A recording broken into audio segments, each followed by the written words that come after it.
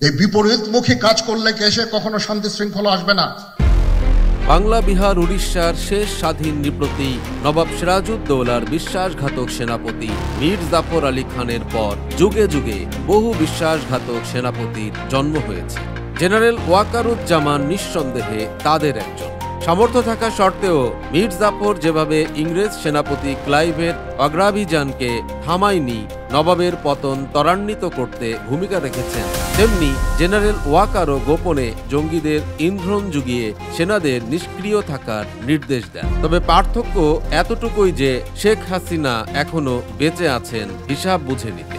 মঙ্গলবার বেশ রাওয়া ক্লাবে সহি বয়ান দিয়েছেন আধুনিক সমৃদ্ধ বাংলাদেশকে নরকে রূপ দেওয়া সেনাপ্রধান জেনারেল ওয়াকারুজ্জামান। এদিন তিনি বলেছেন, বিডিআর হত্যাকাণ্ড সম্পূর্ণটাই বিডিআর সদস্য দ্বারা সংগঠিত। এ বিষয়ে তিনি ফুল স্টপ দিয়ে কোনো ইফ এবং বাট নাই বলে জানিয়ে দিয়েছেন। সম্পূর্ণটাই তদানীন্তন বিজিবি সদস্য দ্বারা সংগঠিত, ফুল স্টপ। এখানে কোনো ইফ এবং বাট নাই।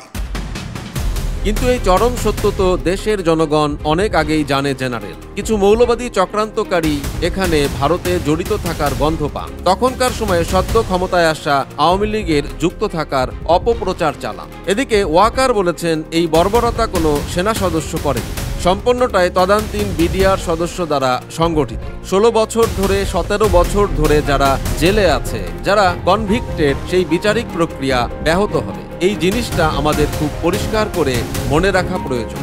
এই বিচারিক প্রক্রিয়াকে নষ্ট করবেন না। যে সমস্ত সদস্য শাস্তি পেয়েছে তারা শাস্তি পাওয়ার যোগ্য। সবাইকে সতর্ক করে সেনাপ্রধান নিজেদের মধ্যে মারামারি কাটাকাটি করতেও বারণ করেন। তার মানে কাটাকাটি চলছে তা তিনি স্বীকারও করে নিলেন। তার আশঙ্কা জাতির স্বাধীনতা, সার্বভৌমত্ব নাকি বিপন্ন হতে পারে। তাহলে গেল 6 মাসে বাংলাদেশকে নরকে পরিণত করতে দিল কে? আপনি কি ঘুমিয়েছিলেন?